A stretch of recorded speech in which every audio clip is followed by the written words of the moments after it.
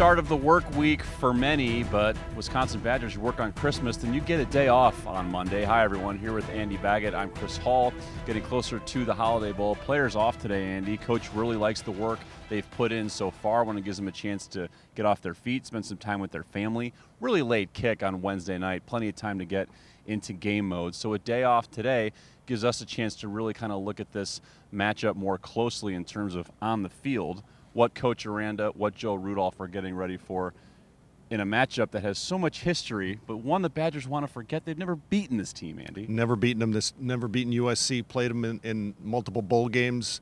Most famously, the '63 Rose Bowl when Wisconsin stared at a huge second-half deficit, came back and just failed at the. Basically ran out of time on the clock. Is the feelings of those who played in the game.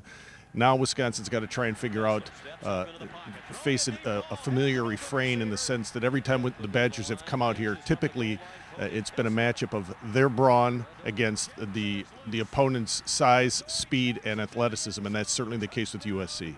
And one thing that you know that Dave Aranda is getting ready for, maybe this offense, this high-powered offense, is it too easy just to say, look at what they did week one, who they faced in Alabama, and then here you go, a similar team at the end of the year to compare it to that? Is it too easy, or it is that similar? I think it's an appropriate bookend. You Yeah. talk to the players, they will tell you that their toughest matchup to this point was Alabama, and for obvious reasons, Alabama's in the national semifinals. But USC, in terms of athleticism, in terms of what it can do from its skill positions, in terms of what it has as a veteran at quarterback, they present a lot of challenges for Wisconsin, and so there are a lot of parallels that you could draw to Alabama. Yeah, and Coach Aranda, they started looking at tape right away, and he did see the fact that this run game is so strong. The Badgers know they will be tested there. And then what does that do? Of course, you get the run game going. Then it opens up more on the outside and in the back. So whether it's Michael Caputo all the way up to the front, they're getting ready for what could be. You never know what you're going to get on each down. You don't. And one of the things that Wisconsin has to be better at, and all the players have talked about it on defense, they have to tackle better than they did in their 3 games leading up to this one. I know it's been a month, but it was a huge challenge. One of the things that disappointed Dave Aranda about his defense is its inability to finish tackles and down the stretch of the regular season. That can't be the case against the Trojans, or there's going to be a lot of big plays. So maybe Joel Stavi, they can stay on the field a little bit longer, convert those third downs, run the ball a little better, eat up the clock the way a lot of Wisconsin fans might hope would be a formula to beat USC. But it comes back to this Badger run game, which I know you're talking to players about this week, could be peaking at the right time. Well, a couple of things bode well for Wisconsin in the sense that the depth chart at tailback has never been as healthy as it is right now. Corey Clement, even though he's not 100%, is ready to go. You have Dari Ogunbowale, you have Taiwan Deal. Those 3 are going to get the bulk of the carries.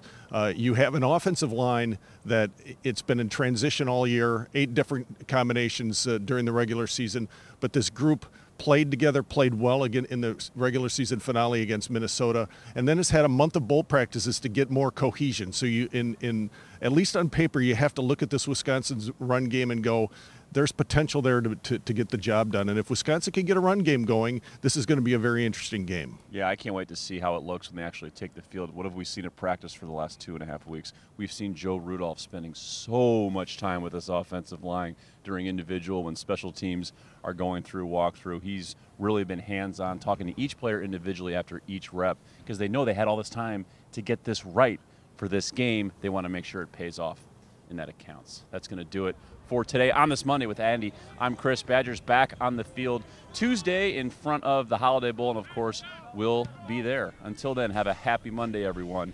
For Andy, I'm Chris.